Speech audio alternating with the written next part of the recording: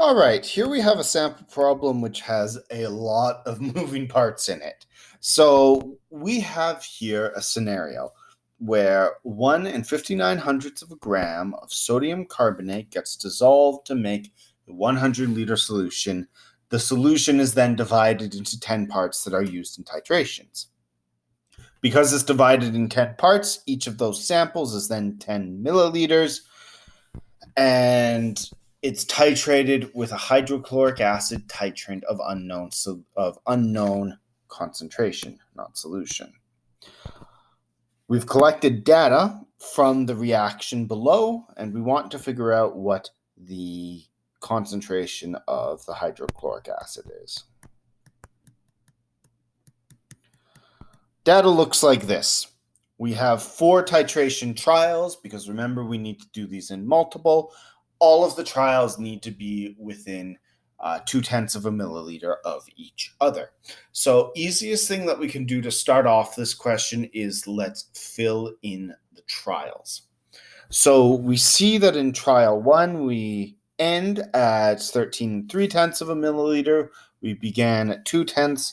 So here the amount added was 13.1 of a milliliter. For the next one, we began at 26 milliliters. We started at 13.3, which tells us it was 12.7 added in this trial. If it seems odd that our final is higher than our beginning, remember that it's because the burette is reversed. We have 0 up at the top, and then it's going to go down towards the bottom. So as the volume in here decreases, the number actually goes up because it's referring to the amount of chemical being added from the burette into the beaker down below. For next trial, we end at 38.8. We started at 26, and you'll notice as well in each of these trials, it's ending at the location before. That gives us 12/8. If I change it back to my pen instead of my eraser. And then for our very final trial, we clearly had to refill the burette. If I were a guessing man, I would say that means we were dealing with a 50 milliliter burette, so we didn't quite have enough to do a final trial. So we refilled it, started it from the beginning, and it gives us 12.8 again. So the rule is that you need 3 trials within 0.2 of a milliliter. Here we have 3 trials within 1/10 of a milliliter. So that is going to tell me right here, these are my 3 valid trials. I'm going to disregard the first one. I am going to pretend that it doesn't exist. So the volume of our HCl is going to be equal to the average of those 3 trials. We have to average them. Don't add them together. Don't use the bad trial. The bad trial does not give us an accurate reading, so we don't want to average everything. We just want to average the 3 good trials. So if we take 12.7 plus 12.8 plus 12.8, we are going to divide that all by 3. Plug that into our calculator. Remember that when you're putting this into your calculator, you're going to want to put brackets around the addition on the top, because otherwise your calculator is just going to divide that last one by 3 and add all of the others together, and it will give you a very wrong answer. This will give us about, because I'm going to round it and use all of the digits in my calculator as per usual, it's going to give us about 12.77 milliliters of HCl solution. Okay, that is one piece of information we need that we have managed to get out of our way. We know that from these trials, we used an average of about 12.77. Some chemists will even just straight up use 12.8 in their calculations for this. Me, I'm going to keep as many digits as possible.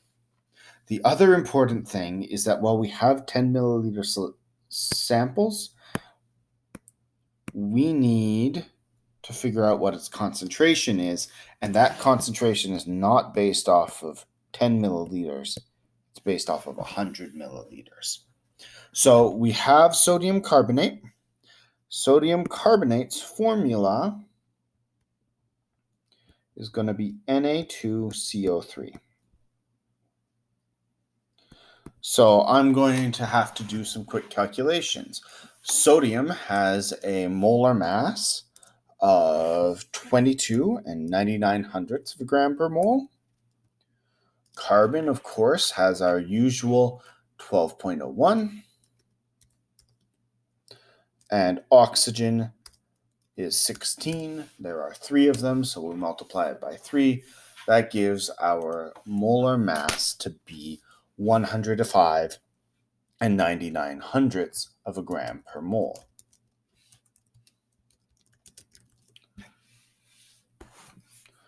So I know the molar mass is 105.99 grams per mole for the sodium carbonate. I am going to use that to figure out what the concentration is. I know that I have a volume of 0.100 liters. I'm doing liters because I want moles per liter in the end. And I have a mass of 1 and 59 hundredths of a gram. Okay, so my concentration then is going to be 1 and 59 hundredths of a gram. I'm going to cancel that with my molar mass. That's going to leave me with moles on top, and then I'm going to divide or unit cancel so that I have liters on the bottom. I'm going to remember that this is for a different calculation, so I'm just going to move it out of the way. And I'm going to plug that into my calculator. 1 and 59 hundredths divided by 105.99 grams per mole divided by 0.1 liters gives me about 0.150 moles per liter. Now, why did I go to all of this trouble? Why didn't I just end in moles? Well, because the volume here is not the same as the volume in the question. So I would still have to calculate how many moles there were in the 10 milliliter samples. It's easier to just calculate what the concentration is straight up and then apply that in our stoichiometry that we're going to do next. So we have sodium carbonate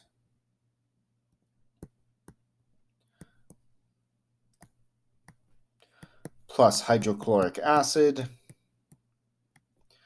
These two are going to react to form carbonic acid, a much weaker acid, which is why it's a product, and sodium chloride. Right? This is effectively, even though we would normally consider this to be a neutralization, and it is a neutralization, in our schema of reactions from grade 10, this is actually a double replacement. And it's one of the few double replacements that's not a precipitation. So I've swapped the hydrogens and the sodiums to figure this out.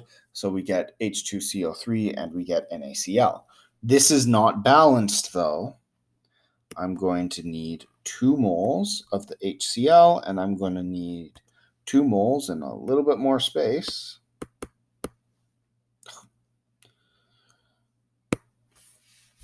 And to go back into the question, because I'm not really feeling like re-recording all of this, Please let me go back in.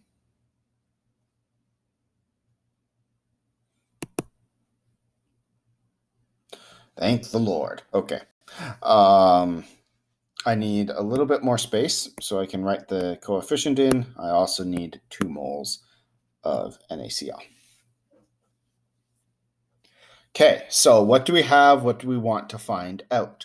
Well, we know that the volume of the sodium carbonate is going to be 10 milliliters. I'm going to just convert that. Do I need to? I do not need to convert it. I have tired brain talking. I'm going to leave that as 10 milliliters. And the reason I can leave that as 10 milliliters is that I also know I have 12.77 milliliters of hydrochloric acid. Because they're the same unit as each other, they will end up canceling out when we do the math together. We want to know what the concentration is. That's going to be an unknown number of moles per liter. We know the concentration of our sodium carbonate solution is 150 thousandths of a mole per liter. Or if you prefer 15 hundredths. Then I also know my ratio. I have 2 HCl's for every 1 Na2CO3. And then what we're going to do is we know stuff over here. We want to know stuff on the HCl side. So we're going to go from right to left with all of our numbers, or from left to right with all of our numbers. Got my sides mixed around. We are going to follow the curve around that way. So we're going to start with my final calculation with the volume.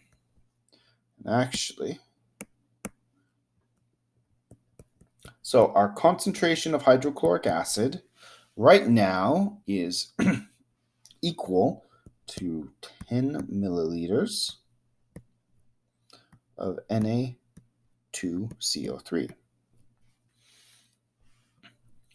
We want to get rid of the liters, so we're going to multiply that by concentration.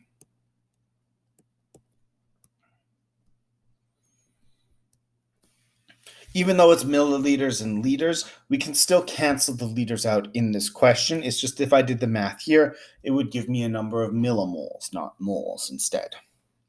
But that's fine. We're going to unit cancel out the sodium carbonate.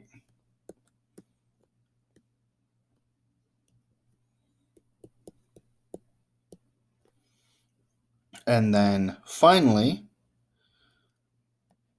we want to put liters back on the bottom.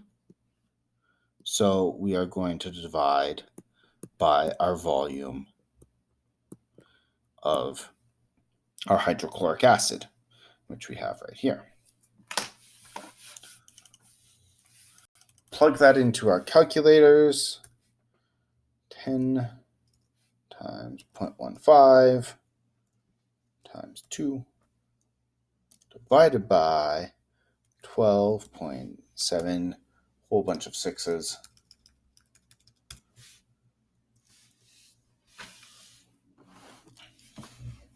And that gives us a concentration to 3 significant digits of 0.235 moles per liter of HCl.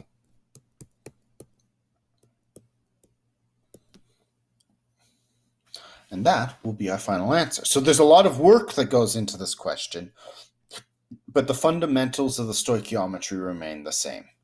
Important thing you've got to remember is just word problem stuff in general. Make sure you're reading the question for stuff like this, where you have to think logically about what the concentration would be. And then when you get to the actual titration table, you are only going to use the good samples. You need 3 of them within 0.2 milliliters of each other. And as well, you can also usually look at the colors too. Oftentimes, you'll include the color of the acid base indicator, and it's not a coincidence that the good trial that we added too much is a darker red color, whereas the three good ones are all orange.